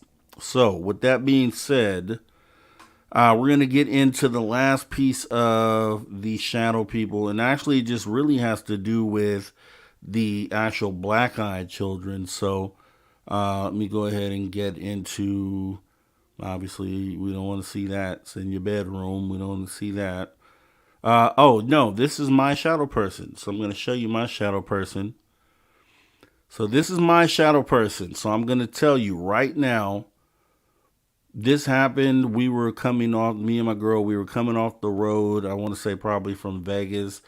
It was very late at night. It's probably, midnight, maybe 1 a.m. I have a kid, 2 kids who were present at the time. One was in the room sleep, which is just off camera to the left. This is a hallway right here. And right before you get to the end of this hallway, the hallway ends about the same place that the edge of the hallway shows on the right. So, and then just like there's a bathroom door right there on the right directly across from it is a bedroom door. So have a kid in that bedroom that was completely asleep, door closed. Then I have at where this image is coming from or being taken from is a bedroom door, which is my stepdaughter's bedroom. So she is on FaceTime with her friend, as you can see in the upper right corner. And she has to, obviously she has to use the bathroom. So this is what she's telling me. So she had to use the bathroom. She wasn't taking her phone in there, obviously, for obvious reasons. And so she just sat her phone down on a holder. She hung it on her door until she got back. So her friend, who is still on FaceTime, and as you know, if you've used FaceTime, you can take a picture of what shows on the screen pretty much at any time. So apparently her friend takes this picture, and then when my daughter gets back, she says, her friend tells her, there's somebody in your house. Did you see, there's someone in your house. I took a picture. So she took the picture. I believe she emailed it to her or texted to her, one of the two, and she was shocked by it, right? So she goes in right off camera, right before these cabinets to the right would be the master bedroom. So this door is closed at the same time as well. All doors are closed. So I'm actually in the studio working, which is off camera to the left out in a room that I have set up in the garage. And she goes into the master bedroom and talks to my girl and tells her what happened. And then my girl comes and gets me and says, she took this picture. They took this picture. This is crazy. What is this? And I came in to look at it, and I asked her, I said, I know that this shadow doesn't match up to any person that lives in this house, period. And then the shadow couldn't be casted in any way. See the light sources. We have a light right in the hallway right above.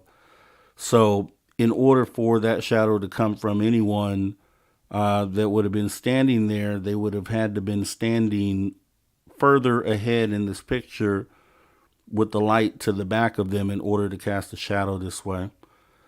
So I just asked her, I made sure that she wasn't playing any games with me, that this is what happened. And she said, yeah, we don't know what it is. And so I told her, because I had knowledge from doing the show previously to this, that there are these things called shadow people. So I told her, I said, I think what you have taken a picture of is an actual shadow person. And she didn't know what that was. And I told her she should research it. I said, you should research it. Because I didn't really want to, tell her just the bad things that I knew about it. I didn't want that to be the last thing that she heard before going to bed. So she did some Googling and researching. And when I spoke to her about it the next morning, she was completely scared. She was just scared. And so, I knew for sure that this is something that really affected her. But the one thing I could tell you is that shadow could not have been cast by anyone in that house. The only people who were walking through that house at that time of night was myself and her. It's definitely not my shadow, and it definitely is not her shadow. So you tell me whose shadow that was. Now, I did zoom in on it so you can get a better look at it. But that shadow is pretty well formed, if you ask me. Pretty apparent that that's a head, those are shoulders, and those are legs. And you can follow the legs all the way down to the floor. And so if there was any person casting that shadow, they would have to be at the end of that shadow. They would have to be touching that shadow in some way or form. But you can see the full shadow from head to toe. This was caught inside of my house last September. So pretty freaky, pretty crazy. And this is like, and when anybody talks about shadow people, I'm right there with them, because I know for a fact that we took a picture of something that can't be explained by any person, any physical person that lives in that house. So you let me know what you think about that. But that is pretty freaking crazy. Yeah. So let me see. Let me see here.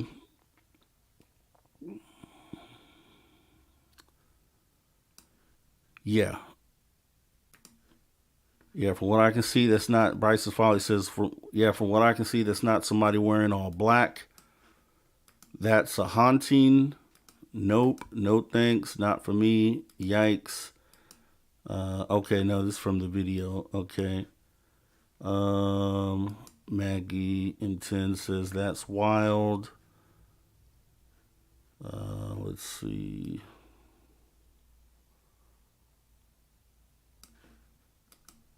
Mike Jones, I thought I was just high, but when I OD'd, but when I Googled shadow people and found people around the world had seen them. Right. Maggie M10, wild, great picture. Mike Jones, who died in the house? That's a great question, because this is also what I'll tell you. And I haven't ever really been into the paranormal side of all this, of the phenomena. I'll tell you that. I believe that there are definitely spirits and things of that nature, ghosts. But I will tell you, and this is, for one, all you'll ever get from me is the truth. Like, anytime we're talking about something, I'll tell you exactly how I feel, or it will be a matter of fact, the truth. You'll never see an instance where I have falsified or made anything up, because that's just not who I am. You always get the real me, period. So, good or bad, right? So, I will tell you this. When we moved into this house, we've been here 3 years. When we moved into this house, for the first year, and it's weird because I talked to my daughter about this also. And we talked about that when I told her what these things were. We kind of revisited this conversation. But prior to this image being taken, there have been times, because like I say, my studio is out in the front of the house, and I'm usually in here late nights because I have musical equipment in here too. I do music and all sorts of things in here. So I would hear clear as day, like boots or shoes, like someone, if you can tell someone's walking on your roof, if someone's fixing your roof and you hear them walking around on the roof, I would hear that clear as day. And I know there's no one on the roof. This is odd times of the night. And, I didn't want to tell anyone about it because I didn't want people to be afraid here in the house. But I ended up, I want to say my daughter brought it up one day or said that she had heard something, and then that we ended up talking about that, and she would basically stated that she would hear the same things, that she would hear essentially what sound like just people walking on the roof, like someone was literally sitting on the roof walking around. Now, I'll tell you that this happened for a while, probably for like the first year or so, and then it stopped. So by the time that we had this situation here show up, we hadn't heard, either one of us hadn't heard the walking on the roof for probably 6 to 8 months. Now, so when Mike Jones says who died in that house, I actually, at the time I was hearing the steps, I did a Google search for, just articles and just different things to try to cross-reference this address with people who may have passed away. And I couldn't find anyone. I found people who passed away pretty close to here, but no one that actually passed away in the house. But I was already on that path, trying to figure that out, because it was no mistaking. Like literally, if someone got on your roof right now and started stomping around in boots, that's exactly what I heard. And prior to living in this house, I hadn't been exposed to anything like that before, where I could say, yeah, I heard something that wasn't there. So very, very strange. And this is obviously the house where we had the UFO sighting I filmed in the backyard. That was filmed right here at this house as well.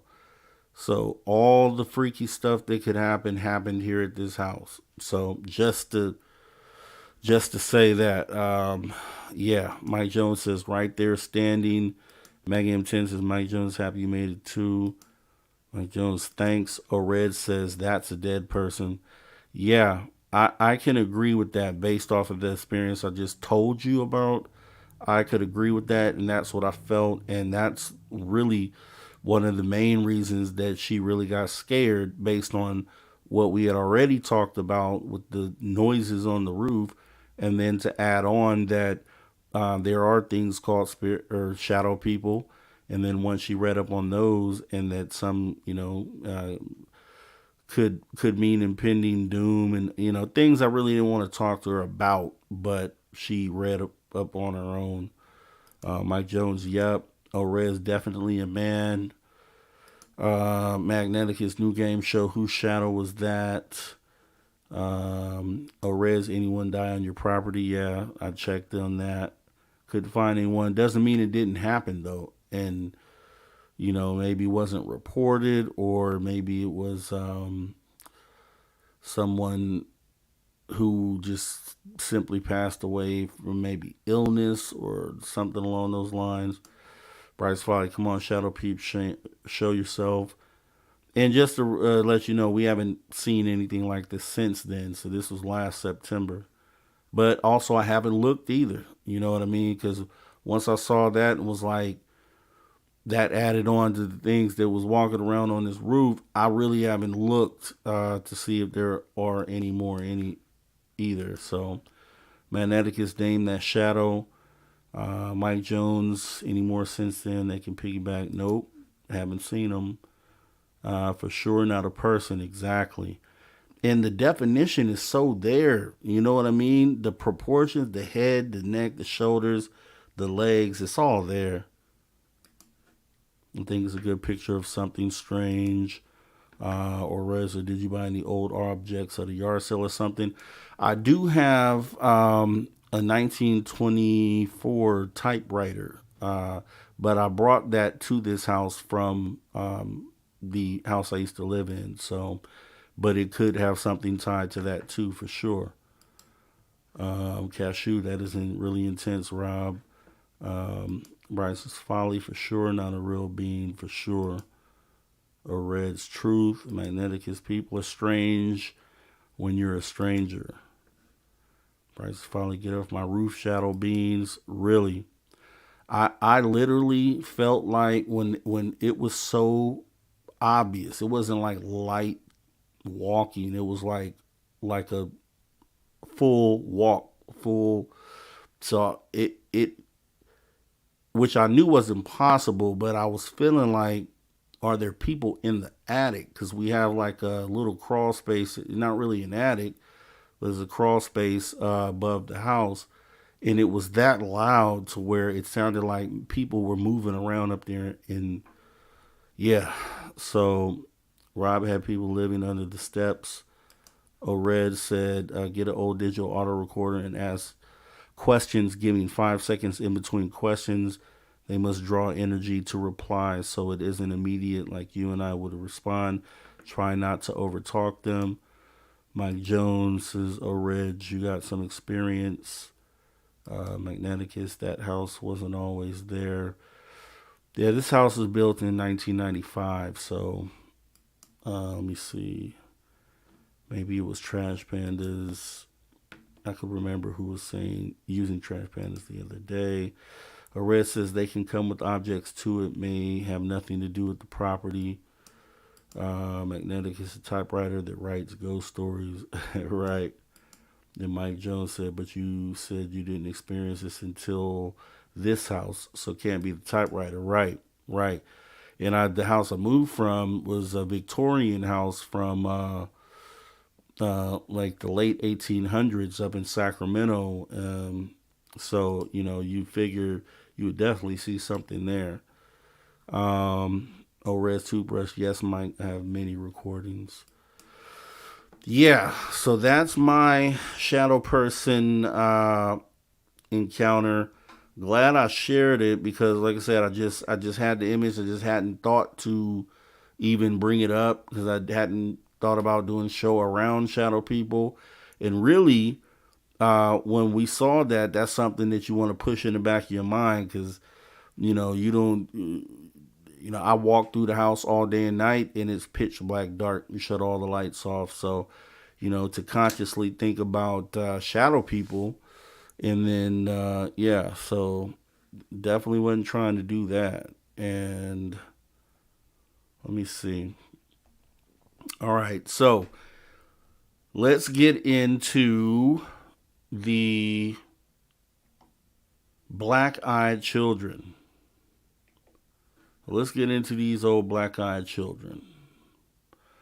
So this is pretty short on these. I just added this because they had kind of referenced some similarity between black-eyed children and the shadow people. But with the black-eyed children, these mysterious figures, often described as children with entirely black eyes, have been reported in encounters across the globe. The appearance of black-eyed children, the defining feature of black-eyed children, is their striking and unsettling appearance. Witnesses described encountering children who appear normal in every way except for their eyes, which are completely devoid of the color white. Instead, their irises are an abyssal black, giving rise to the name black-eyed children. Encounters and behavior. Reports of black-eyed children often follow a similar pattern. They approach individuals typically in isolated or desolate areas and seek assistance or entry into homes or vehicles. Their demeanor is marked by an eerie politeness and a sense of urgency. Witnesses often experience an overwhelming feeling of dread or unease in their presence, leading to an instinctive reluctance to comply with their requests. One of the most intriguing aspects of encounters with black-eyed children is a sense of fear they instill in witnesses, whether attributed to their striking appearance or an inexplicable aura surrounding them. The feeling of dread often lingers long after the encounter has concluded. This visceral reaction is a common thread in many reported experiences. The origins of black-eyed children remain a mystery. Some attribute their existence to urban legends or modern folklore, while others speculate about supernatural or extraterrestrial origins. Psychologists posit various explanations for the phenomenon, including the potential influence of cultural stories and psychological factors that may contribute to the perception of encountering black-eyed children. Additionally, paranormal enthusiasts suggest that these encounters could be linked to entities from another realm or dimension like shadow people. So, these are black-eyed children. Just basically came across those as I was researching shadow people, but these black-eyed children appear to be pretty creepy. Don't think I want to come across any of these guys. But with that said, we actually have our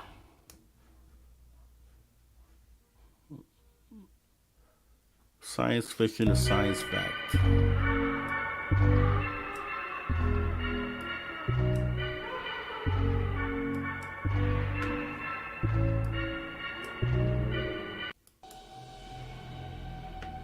Science fiction, or actually we're going to get into Once Upon a Time in Ufology first. So, Once Upon a Time in Ufology.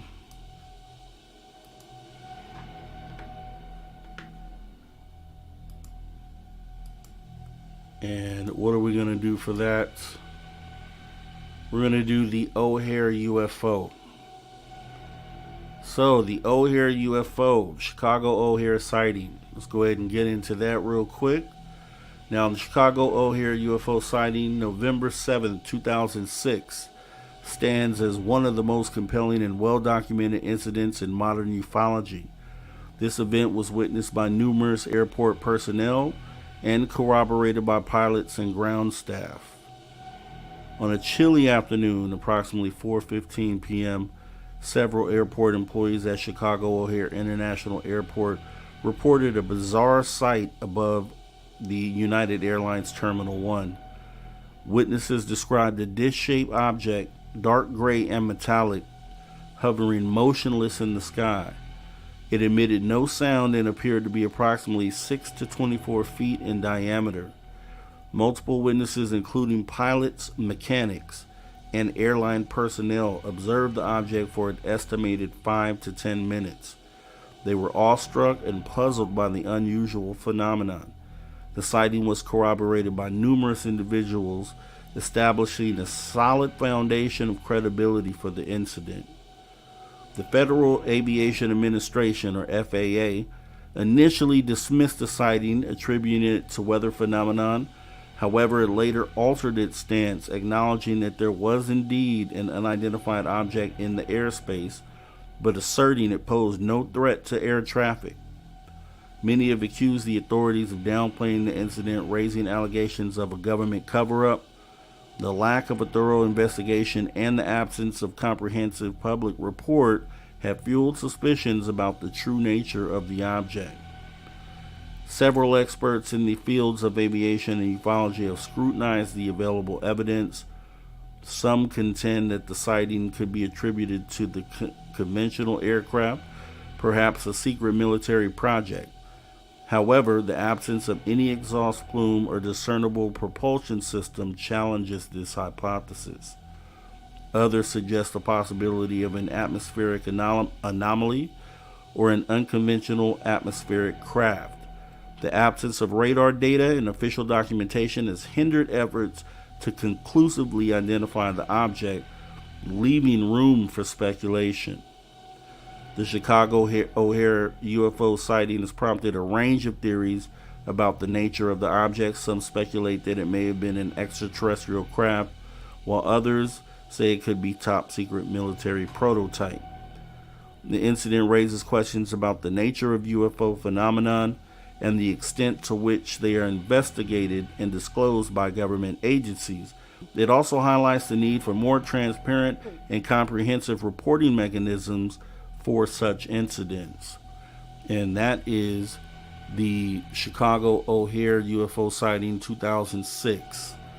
So a lot of you may know about this sighting, but some of the new people coming into ufology may not even heard of this. They may look at this and it probably shocks them to the core, and they're asking questions like, well, you know, it should have been up then.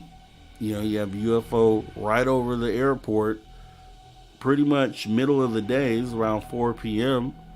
A lot of people saw it. The pilot even took pictures. Supposedly is the picture that one of the pilots took, one of the air crew took from the tarmac. So in any event, this UFO sitting there, hovers for a while. Everybody sees it, takes pictures. It's obvious that it wanted to be seen. And then you go ahead and shoot straight up through the clouds, punching a hole through the clouds. And skeptics try to use the hole punch cloud theory as an explanation on what this actually was. So disregard everyone who saw a physical craft sitting there for 15 minutes before the hole punch formed, right? So disregard that. And it was really crazy because at the time, the FAA had stated that they hadn't received any reports from any of the crew at Chicago O'Hare about the incident. But then there was a reporter who had actually done some research and talked to some of the air and crewmen, which at first they were sworn to secrecy. The higher ups at the airport did not want them to speak about it. And come to find out, when this reporter did talk to those people, found out that a lot of them had reported this incident to the higher ups and that it had been reported to the FAA. So this was a time where great reporting, investigative reporting, caught the FAA right in a lie. And then the FAA had to turn around right after that and say, oh yeah, well, we did end up getting some reports. So they had to change the whole story. But obviously this was a moment in time, and it kind of makes me feel, I think we're better prepared today is what I'll say. But if this can happen so blatantly and still be covered up, it kind of makes you feel, like, well, what is it going to take, to push it across the line? But granted, at this time, as you can see, 2006 cell phones were not great. We had Nokias and, 1 megapixel phones. So it was very, or even less than that, probably. It's pretty bad at the time. So I would think that if something like this happened in today's time, there would obviously be multiple photos, and they would be a lot clearer than this. So I don't think that they'd be able to sweep another one of these under the rug, right? So that's where we're at with the O'Hare incident here. Let's see. And so we'll go ahead and, that was epic sightings. Like I said, this is for the new people because a lot of the veterans in ufology clearly know about this sighting, but we like to cover historical incidents here for the ones that are just coming on board. And so we'll jump out of Once Upon a Time in Ufology and then get into our science fiction and science fact movie, because last week, or actually last time we did the show, we ended up picking Dark Skies 2013, which is available on Netflix. Hope you got a chance to watch that because it is a freaking epic movie. Like I stated before, if you haven't, definitely put this on your in your queue. Make it one of the next movies you watch. And then along with tonight's movie pick, which let me go ahead and get us out of here and get into science fiction science fact, because tonight's movie pick is going to be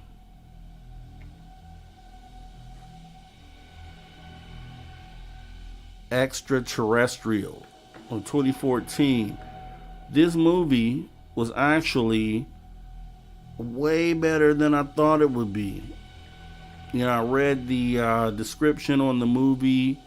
I had heard it was an okay movie, but it actually, if you watch this front to the end, you'll get the full message that they tried to put across in this movie. And when you see how it ends, then you'll be like, exactly, this is exactly what's going on.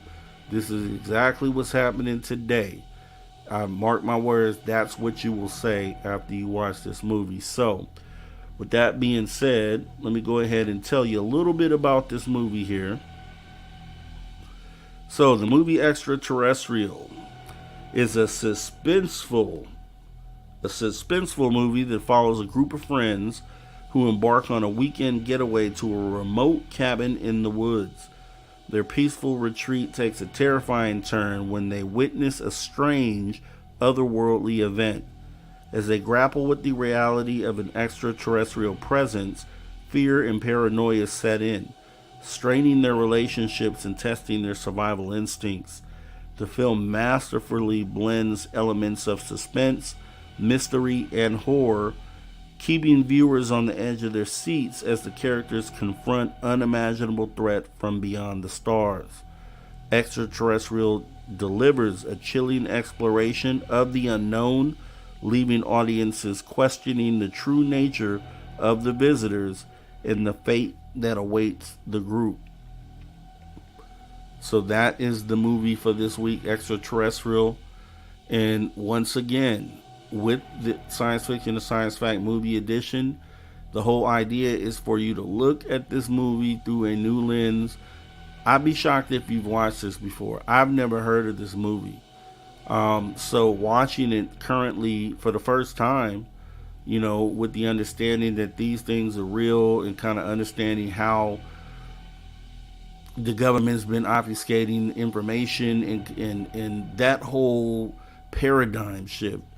Watching this movie, there's a couple cheesy CGI elements, and it's only like 2. You know, usually that's where I stop. I'm like, okay, I won't. But I watched the full movie, and it actually is a great freaking movie. So, Extraterrestrial 2014. Make sure you watch it. That is our science fiction, the science fact movie of this week. And let's go ahead and get into the ending of the show here. So we'll get you out, and then we'll talk about what we have going on for next show. So, getting out of science fiction to science facts.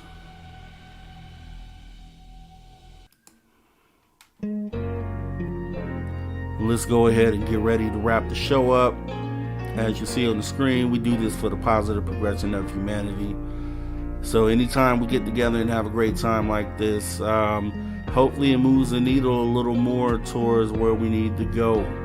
I know you guys feel the same way, and I'm hoping that we can start getting those people who are on the edge of, you know, are they real or are they not? If we can bring them in.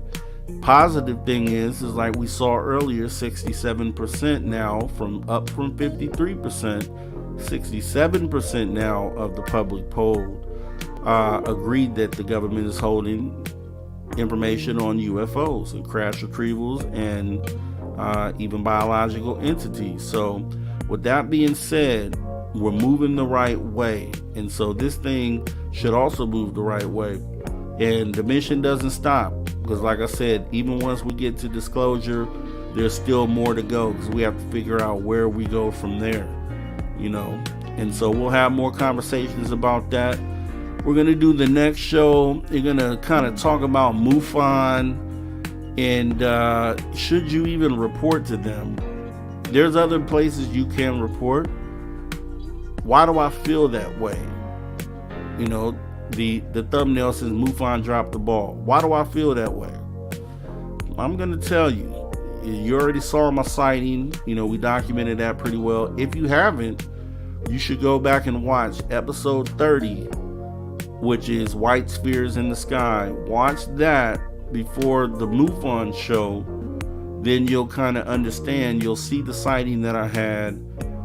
You know, we kind of validated, you know, why it was something that should be taken seriously.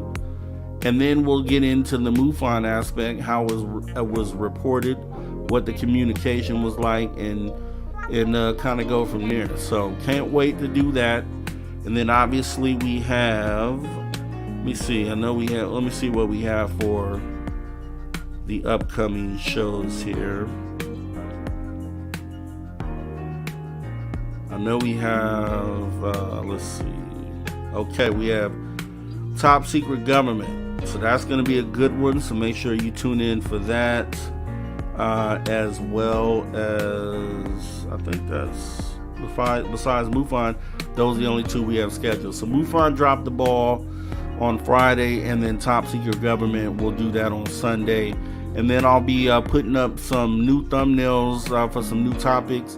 And once again, this show was given to us by Maggie M10. You know, she went ahead and said, hey, let's do Shadow People. So we did it.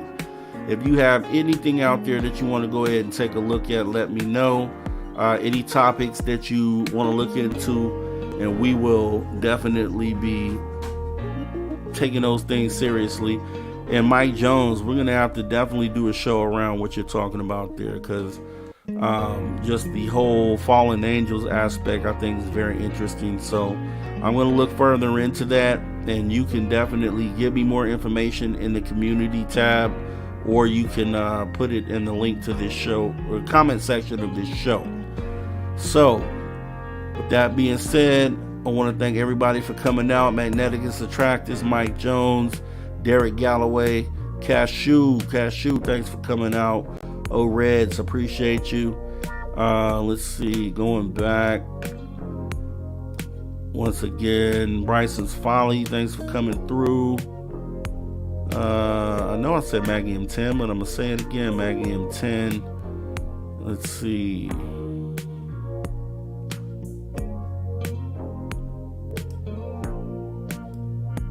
I know we had some people earlier in the show. Freckles, thanks for coming through.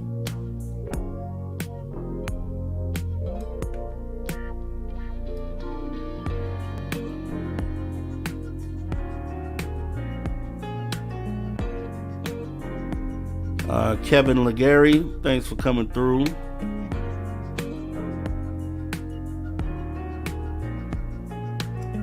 Raven, thank you for coming through. Appreciate you.